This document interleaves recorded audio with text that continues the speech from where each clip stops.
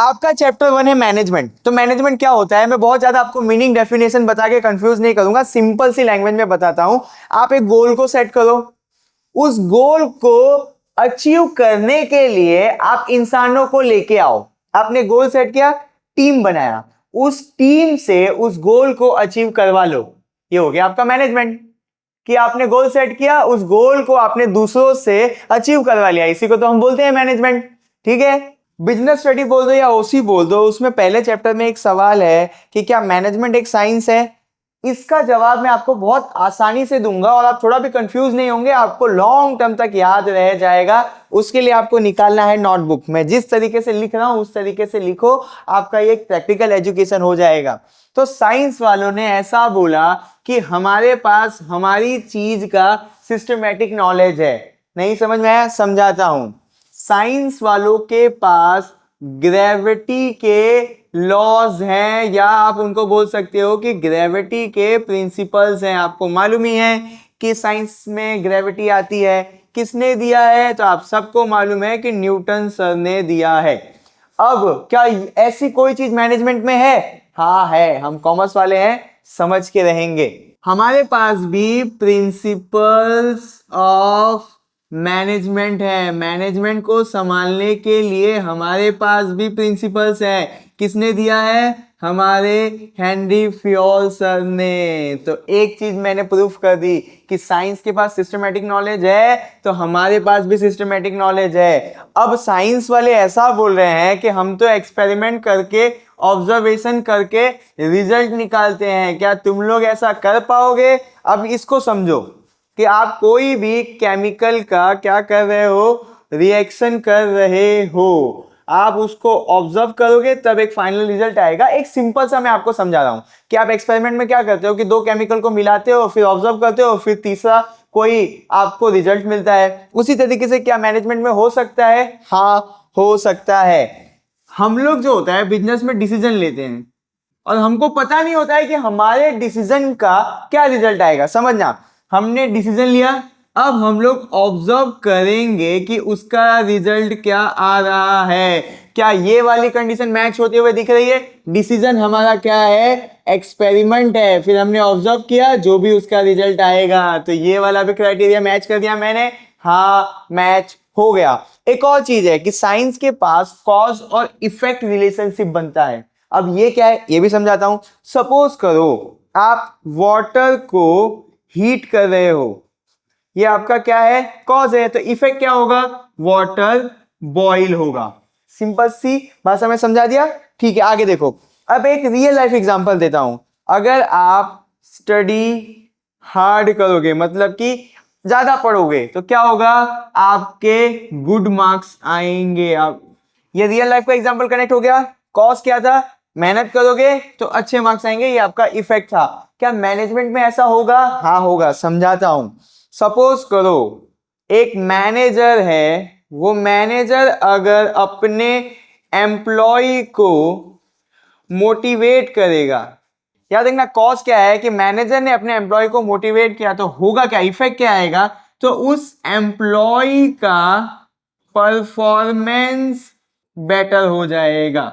Manager ने किया motivate, effect क्या आया? एम्प्लॉय का परफॉर्मेंस बेटर हो गया। तो कॉज एंड इफेक्ट रिलेशनशिप भी मैंने मैनेजमेंट के अंदर बिठा दिया। तो क्या आप बोल सकते हो कि मैनेजमेंट इज अ साइंस? हाँ आप बोल सकते हो। मैंने सारी कंडीशन मैच कर दिए, सब कुछ लिख लो तो आपको एग्जाम में भी याद रहेगा। अभी आपके पास एक सवाल है कि क्या मैनेजमेंट एक आर्ट है? समझने की कोशिश करते हैं, नोटबुक निकाल लो।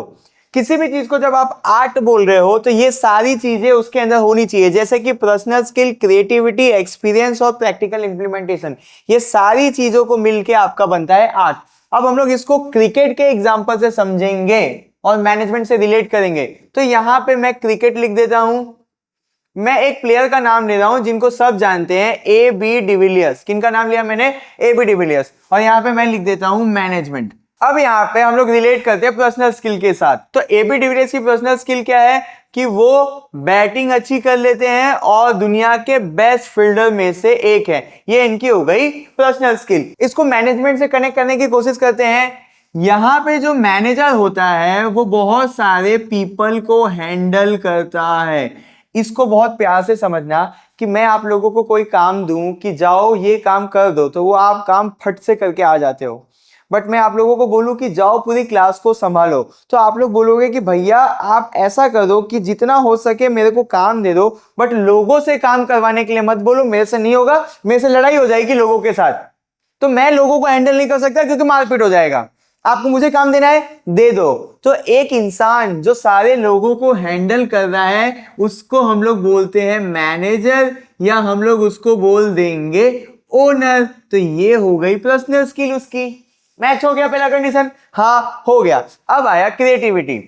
अब एबी डिविलियर्स सर की क्रिएटिविटी क्या है कि वो 360 डिग्री यानी पूरे ग्राउंड में बॉल मार सकते हैं, ये उनकी हो गई क्रिएटिविटी। अब इसको मैनेजमेंट के अंदर कैसे रिलेट करेंगे? देखो बिजनेस के अंदर हमेशा क्या आती है? प्रॉब्लम्स। अब उस प्रॉब्लम को सॉल्व करने के लिए आपको चाहिए स्मार्टनेस। क्या चाहिए? स्मार्टनेस, जिससे क्या होगा? प्रॉब्लम सॉल्व हो जाएगा। तो आपने अपना क्रिएटिविटी लगा के प्रॉब्लम का क्या निकाला? सॉल्यूशन। तो क्या क्रिएटिविटी यूज हो रही है मैनेजमेंट में? हाँ हो रही है। जैसे हमारे एबी डिविलियर्स सर पूरे ग्राउंड पे क्रिकेट खेल सकते हैं, वैसे ही एक मैनेजर क्रिएटिवली प्रॉब्लम को सॉल्व करके बिजनेस को आगे लेके जाएगा। अब हम लोग देख रहे हैं एक्सपीरियंस को। तो जैसे जैसे एबी डिविलियर्स सर को एक्सपीरियंस हुआ तब आप उनको कहीं पे भी बॉलिंग करो वो ग्राउंड के बाहर ही बॉल मारेंगे, मतलब 6 हिट कर देंगे। जब उनको एक्सपीरियंस होने लगा, उनकी बैटिंग इतनी अच्छी हो गई कि आप कहीं पे भी बॉल डालो वो क्या मार देंगे? छक्का मार देंगे। उसी तरीके से जब एक मैनेजर को एक्सपीरियंस हो जाता है तो वो एक मेथड डेवलप कर लेता है बिजनेस के अंदर जो भी प्रॉब्लम्स आएगी उसको सॉल्व करने का। हो गया एक्सपीरियंस दोनों के अंदर कनेक्ट हो गया। अब यहां से आपका आंसर कनेक्ट हो रहा होगा कि मैनेजर के पास एक्सपीरियंस जब आएगा तो वो मेथड डेवलप कर लेगा किसी भी प्रॉब्लम को सॉल्व करने के लिए।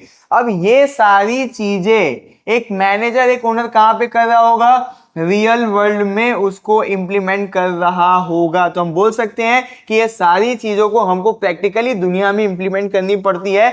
ये सारी कंडीशन को मैच मैंने कर दिया और आप बोल सकते हो कि मैनेजमेंट भी एक आर्ट है। किसी भी एक्टिविटी को यानी किसी भी काम को अगर आपको प्रोफेशन बनाना है तो यहाँ पे मैंने कुछ कंडीशंस लिख के रखी है। इन कंडीशंस को पूरा करोगे तभी वो आपका काम जाके प्रोफेशन बनेगा। जैसे कि किसी भी काम के अंदर आपको स्पेशलाइज नॉलेज लेना पड़ेगा, प्रोफेशनल एसोसिएशन होना चाहिए, कोड ऑफ कंडक्ट होना चाहिए, मोरल रिस्पॉन्सिबिलिटीज होनी चाहिए और रिसर्च होना चाहिए। नहीं समझ में आया? कोई दिक्कत नहीं है, मैं समझा देता हूँ। ऐसा बोला गया है कि आपका जो मैनेजमेंट है वो भी एक क्या है? प्रोफेशन है। ये आपका आज का सवाल है, मैं समझा देता हूं। स्पेशल नॉलेज, आप मैनेजमेंट के अंदर क्या स्पेशल नॉलेज ले रहे हो? हाँ ले रहे हो। आपने सुना होगा कि एमबीए, एमबीए, बीबीए नहीं सुना होगा बट एमबीए तो सुना ही होगा। आप क्या कर रहे हो? मैनेजमेंट को सीखने के लिए स्पेशल नॉलेज ले रहे हो इन डिग्रियों के थ्रू। तो क्या मैनेजमेंट के अंदर स्पेशल नॉलेज है? हाँ है। तो क्या हम मैनेजमेंट को प्रोफेशन बोल सकते हैं? अभी ये दोनों क्राइटेरिया मैच हो रहा है तो हाँ बोल सकते हैं। आगे प्रोफेशनल एसोसिएशन, इसमें आपको कंफ्यूजन हो जाता है तो मैं समझा देता हूं। जैसे कि आप पढ़ाई कर रहे हो तो आपका जो बोर्ड है वो है सीबीएसई। जब तक सीबीएसई आपके रिजल्ट पे थप्पा नहीं मारेगी तब तक आपका रिजल्ट कोई काम का नहीं है। आप कितने भी मार्क्स ले आओ, उस रिजल्ट पे अगर सीबीएसई का थप्पा नहीं लगा तो वो कोई काम का नहीं है। तो आपके पढ़ाई का प्रोफेशनल एसोसिएशन कौन हुआ? सीबीएसई। तो क्या ऐसा कोई प्रोफेशनल एसोसिएशन मैनेजमेंट के पास है? हाँ है। IIM, Indian institute of management. आप इसका फुल फॉर्म लिख लेना, आपके बुक में होगा। ये IIM मैनेजमेंट का प्रोफेशनल एसोसिएशन है, माई बाप है मैनेजमेंट का। 2 कंडीशन मैच हो गई। तीसरा code of conduct. Code of conduct मतलब रूल्स। जैसे आपको पता है कि डॉक्टर भी एक प्रोफेशन है। अब मैं आपको कोड ऑफ कंडक्ट को समझाने के लिए ये एग्जांपल यूज कर रहा हूं। मान लो कि एक डॉक्टर के पास एक मरीज आया, एक पेशेंट आया, उसने बोला मेरी हार्ट की सर्जरी कर दो। डॉक्टर ने हार्ट की सर्जरी तो कर दी बट एक किडनी निकाल लिया। ये तो गलत हुआ। तो अब क्या होगा, जो भी उनका प्रोफेशनल एसोसिएशन होगा, जो भी माई बाप होगा, वो बोलेगा according to our code of conduct अब आपके पास डॉक्टरी का लाइसेंस नहीं रहेगा, हम आपके लाइसेंस को छीन रहे हैं। तो क्या मैनेजमेंट के अंदर ऐसा है? हाँ, ऐसा होता है। अगर आप कंपनी के साथ धोखा करोगे तो कंपनी आपको निकाल देगी। तो क्या मैनेजमेंट के अंदर कोड ऑफ कंडक्ट को फॉलो किया जाता है? हाँ, फॉलो किया जाता है। अब आती है मोरल रिस्पॉन्सिबिलिटी। इसको मैं बहुत इजी लैंग्वेज में समझा देता हूं। जैसे सीए है, उस सीए के पास अलग अलग बिजनेसमैन के बिजनेस की नॉलेज या फिर उसके पास उनकी इंफॉर्मेशन होती है। आपको पता है कि सारे बिजनेसमैन को सीए की जरूरत पड़ती है और वो सीए सारे बिजनेस का कुछ ना कुछ बातें जानता है। अगर वो एक बिजनेसमैन के बिजनेस की इंफॉर्मेशन किसी और को बता देता है तो वो क्या कर रहा है? अपनी मोरल रिस्पॉन्सिबिलिटी को तोड़ रहा है। समझ आए मोरल रिस्पॉन्सिबिलिटी क्या है? कि एक सीए को कभी भी अपने एक बिजनेसमैन की इंफॉर्मेशन दूसरे बिजनेसमैन को नहीं देनी चाहिए। ये मोरल रिस्पॉन्सिबिलिटी होनी चाहिए एक सीए की। तो क्या मैनेजमेंट में मोरल रिस्पॉन्सिबिलिटी को फॉलो किया जाता है? हाँ, किया जाता है। अब लास्ट वाला आया रिसर्च। अब आप सोचोगे कि भैया मैनेजमेंट के अंदर कौन सा रिसर्च होगा? समझाता हूं। देखो, पूरी दुनिया चेंज हो रही है, पूरा वर्ल्ड चेंज हो रहा है। अब आप बोलोगे हाँ भैया चेंज हो रहा है, तो क्या बिजनेस को चलाने का तरीका चेंज होगा?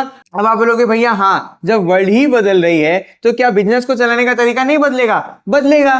तो क्या बिजनेस को चलाने के लिए न्यू आइडियाज और न्यू प्रिंसिपल्स नहीं चाहिए होंगे? हाँ भैया, चाहिए होंगे।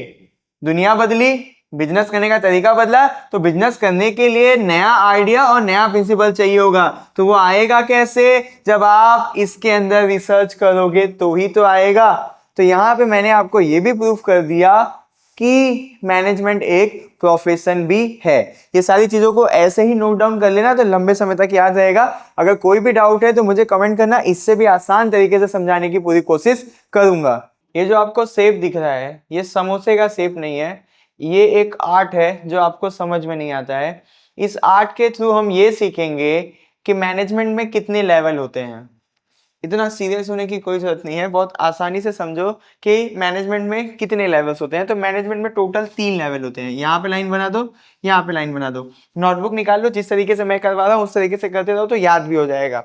आपको इजीली पता चल रहा है, ये होगा टॉप लेवल, ये होगा आपका मिडिल लेवल और ये हो जाएगा आपका बॉटम लेवल। क्लियर हो गया? इसको रिपीट नहीं करता हूं, आसान है। टॉप लेवल में कौन आता है, थोड़ा सा आप सोच के देखो। जैसे कि सीईओ, फिर आ जाएंगे आपके जनरल मैनेजर जिनको हम जीएम बोलते हैं, और कौन आ जाएंगे? सीईओ आ गए, जनरल मैनेजर आ गए, और आपको क्या लगता है कौन आएंगे?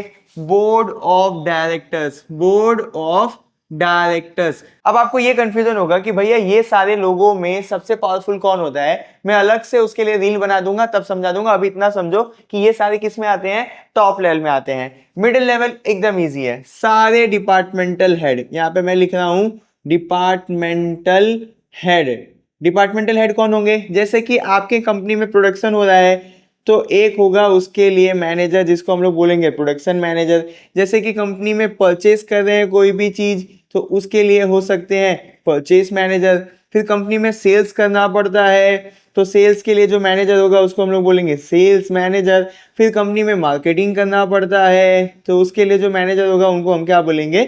Marketing managers. तो जितने भी कंपनी के अंदर डिपार्टमेंट है उनके हेड को हम लोग बोलेंगे डिपार्टमेंटल हेड। और किस में आएंगे? मिडिल लेवल में।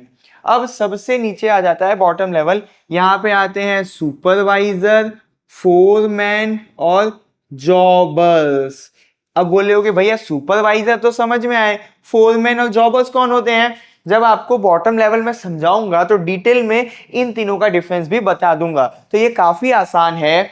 मैंने इसके लिए डेडिकेटेड वीडियो इसीलिए बनाया है क्योंकि बोर्ड आपको ये डायग्राम भी पूछ सकती है। तो इस तरीके से बना देना बहुत आसान है और मार्क्स मिल जाएगा। तो सीरियस होने की जरूरत नहीं थी, इस तरीके से नोटबुक में बना लो, अच्छे मार्क्स आ जाएंगे। अब हम ये जानते हैं कि टॉप लेवल मैनेजमेंट करती क्या है। आपके बुक में बोला जाएगा कि right about the function of top level management. बहुत आसानी से मैं आपको समझाऊंगा, आप नोटबुक निकाल लो, जिस तरीके से मैं लिखवा रहा हूं उस तरीके से लिख लो, वरना आप भूल जाओगे। और कोई भी चीज रटते नहीं है, हम ये ऐसा सोचते हैं कि हम ही है कंपनी के मालिक, हम ही है टॉप लेवल, तो हमारा काम क्या क्या होगा। तो आप अगर कंपनी के मालिक हो तो सबसे पहले आपको आपकी कंपनी का ऑब्जेक्टिव सेट करके देना होगा। ये आपका पहला स्टेप होगा। जब आपने ऑब्जेक्टिव सेट कर दिया, अब इसको पूरा करने के लिए आप हायरिंग करोगे, लोगों को लेके आओगे। तो अब आप टॉप लेवल पे बैठे हो तो आप छोटे मोटे एम्प्लॉय को नहीं हायर करोगे। आप किसको हायर करोगे? सीईओज को हायर करोगे और जनरल मैनेजर्स को हायर करोगे। अब ये लोग हैं कौन, ये भी बोर्ड आपसे पूछ लेगी। तो ये लोग हैं हायर ऑथोरिटी एम्प्लॉयज। क्लियर है? यहां पे मैंने पूरा नहीं लिखा, आप समझ लेना। आगे बढ़ते हैं। अब ये लोग को आपने अपॉइंट कर लिया, अब आप क्या करोगे? अब आप मालिक हो, आपने इनको हायर कर दिया, अब आप इनसे काम करवाओ। आप इनको बोलो कि जो भी हमारे इधर डिपार्टमेंट है, वो लोग जो भी प्लान कर रहे हैं, उनका जो भी बजट होगा उसको चेक कर देना और उसको आप लोग क्या कर देना? अप्रूव कर देना। तो जो भी डिपार्टमेंट वाले प्लान बनाएंगे उसका बजट को अप्रूव करने का काम भी आता है टॉप लेवल मैनेजमेंट के अंदर, क्योंकि आप छोटा मोटा काम तो कर ही नहीं रहे हो। उसके बाद अब आपका काम क्या होगा? तो कंपनी का लॉन्ग टर्म स्ट्रेटेजीज बना के देना। क्या? Long term strategies. सपोज करो आप चाहते हो कि आपकी कंपनी 5 साल के अंदर पूरे इंडिया के अंदर बिजनेस करे, तो ये क्या हो गया कंपनी का लॉन्ग टर्म स्ट्रेटेजी। ये सारी चीजें भी आपके अंडर में ही आएंगी। अब ये सब हो गया। अब 5 साल में आपको आपकी कंपनी को पूरे इंडिया में फैलाना है, तो उसके रिलेटेड बहुत सारी कॉम्प्लेक्स प्रॉब्लम्स आएंगी। बिजनेस में जो प्रॉब्लम कोई सॉल्व नहीं कर पाएगा, उस प्रॉब्लम को सॉल्व करने का काम भी आपका ही है, क्योंकि आप टॉप पे बैठे हो। अब इतने सारी एक्टिविटी को आपने कर लिया, तो मेरे को उम्मीद है कि आपका बिजनेस अब क्या कर रहा होगा? प्रॉफिट दे रहा होगा। अब जब आपकी कंपनी को प्रॉफिट मिल जाएगा तो भी अभी आपको काम करना पड़ेगा।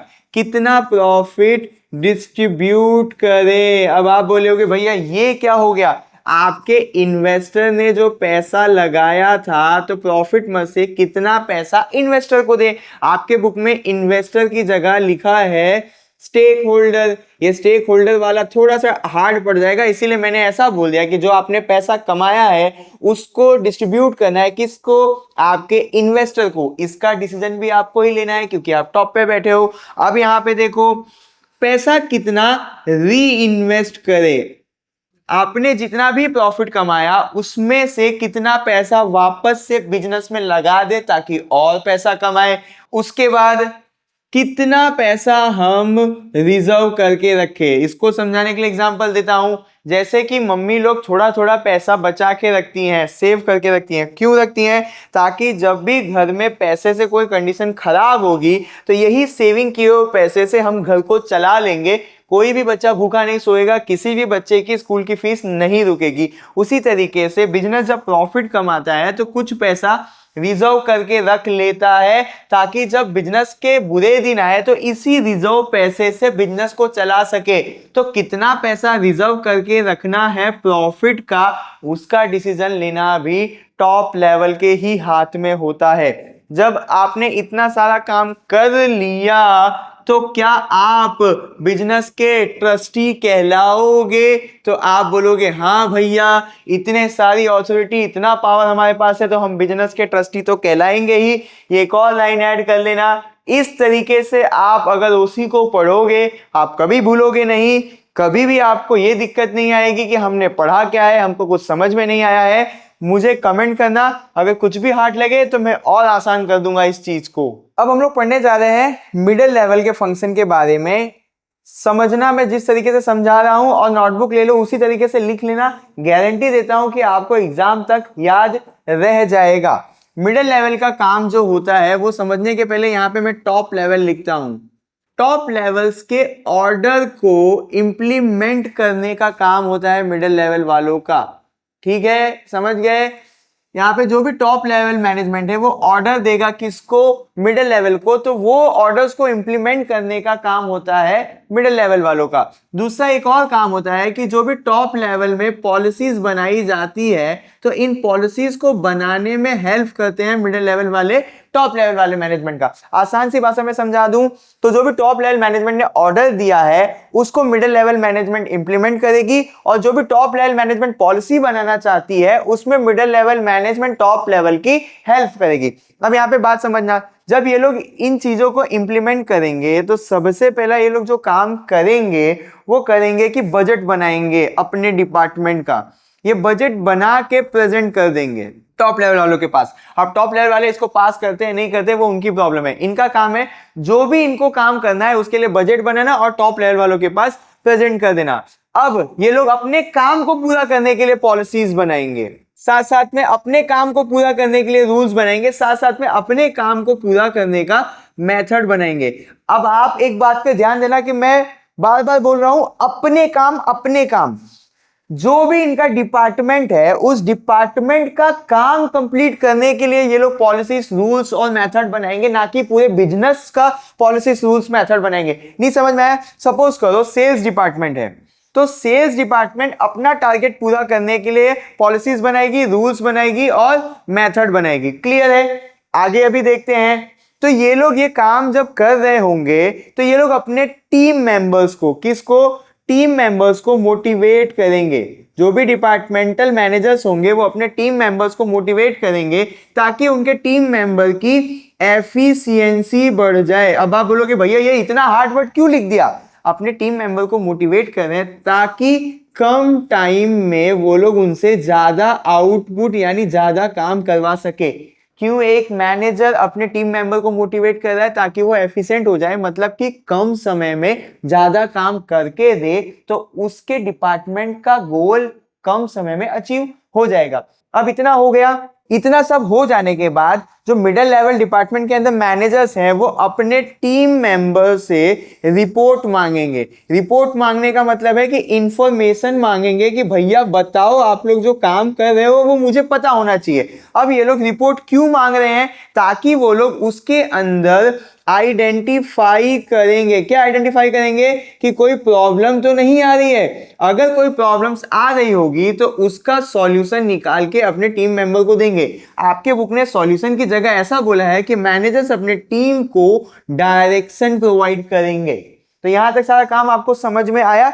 अब एक और चीज ध्यान देना कि ये सारी चीजें तो हो रही है, ये हम लोग बात कर रहे हैं किसी एक सिंगल डिपार्टमेंट के काम का। एक और चीज मैं आपको जो समझाना चाहता हूं वो समझ लो कि ये सारे डिपार्टमेंट वाले, अब सारे डिपार्टमेंट वाले कौन भैया? जैसे कि सेल्स डिपार्टमेंट वाले, जैसे कि परचेज डिपार्टमेंट वाले, जैसे कि मार्केटिंग डिपार्टमेंट वाले, ये अलग अलग डिपार्टमेंट वाले हो गए। बट ये लोग काम क्यों कर रहे हैं? बिजनेस को ग्रो करने के लिए। तो ये सारे डिपार्टमेंट वालों को एक दूसरे के साथ कोऑर्डिनेट करके चलना होगा। ये भी इनका एक इंपॉर्टेंट काम है। चाहे वो सेल्स डिपार्टमेंट, चाहे वो परचेज डिपार्टमेंट हो, चाहे वो मार्केटिंग डिपार्टमेंट हो, ये सारे ही मिलके बिजनेस को आगे लेकर जाना चाहते हैं तो इनको साथ में काम करना होगा, कोऑर्डिनेट करना होगा। ये भी एक इनका फंक्शन है। तो मैंने यहाँ आपका मिडिल लेवल का फंक्शन भी आपको समझा दिया। कोई भी डाउट आ रहा है बिना डरे मुझे कमेंट करना, इससे भी आसान तरीके से समझाने की पूरी कोशिश करूंगा। अभी के लिए इतना लिख लो क्योंकि ये लिखोगे तभी आपको याद रह जाएगा। अब हम पढ़ने जा रहे हैं function of bottom level management. काफी आसान बना दूंगा मैं आपके लिए। नोटबुक निकाल लो और लिखते जाना, मैं आपको पढ़ा भी दूंगा और समझा भी दूंगा। तो बॉटम लेवल में सबसे इंपॉर्टेंट आदमी जो होता है वो होता है सुपरवाइजर। अब ये सुपरवाइजर को ऑर्डर मिले होते हैं तो इनको ऑर्डर कौन देता है? Middle level management. इतना सबको क्लियर हो गया? ठीक है। तो वो ये जो ऑर्डर मिला होता है उसको इंप्लीमेंट कर रहा होता है। अब इंप्लीमेंट किसके ऊपर करेगा या किसके साथ करेगा?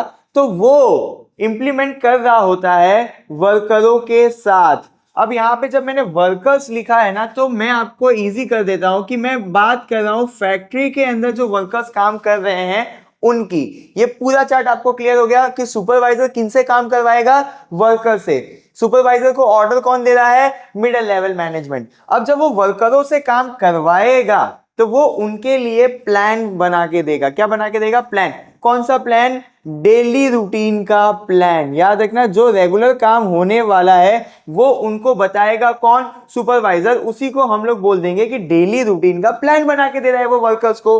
अब वर्कर्स जब काम करना शुरू करेंगे तो उनको इक्विपमेंट्स अरेंज करके देना, उनको रॉ मटेरियल अरेंज करके देना, साथ साथ में अगर मशीन के अंदर कोई भी खराबी आती है तो उसको रिपेयरिंग करवा के देने का भी काम किसका होता है? तो सुपरवाइजर भैया का होता है। इतना क्लियर हो गया? ठीक है, आसानी से समझ में आ रहा होगा। अब यहाँ पे समझना, ये सारी चीजें करते हुए अगर वर्कर को कोई भी प्रॉब्लम आ रही है तो सुपरवाइजर उनको सॉल्व करके देगा। जब एक वर्कर फैक्ट्री में काम करता होगा तो उसको मल्टीपल तरीके के प्रॉब्लम्स आते होंगे, तो वो प्रॉब्लम को भी सॉल्व करके देने का काम होता है सुपरवाइजर को। अब यहाँ पे मैं आगे आपको समझाता हूं कि जब ये सारे काम सुपरवाइज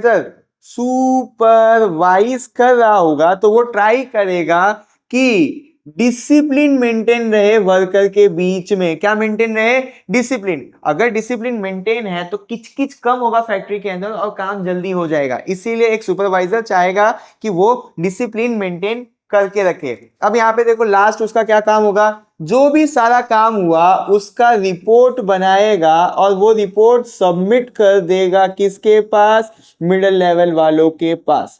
तो ये सारा काम होता है एक बॉटम लेवल वाले वर्कर का, यानी सुपरवाइजर का। तो यहाँ पे आपका ये टॉपिक भी हो गया खत्म। अगर नहीं समझ में आया होगा तो मुझे कमेंट करना, इससे भी आसान तरीके से समझा दूंगा।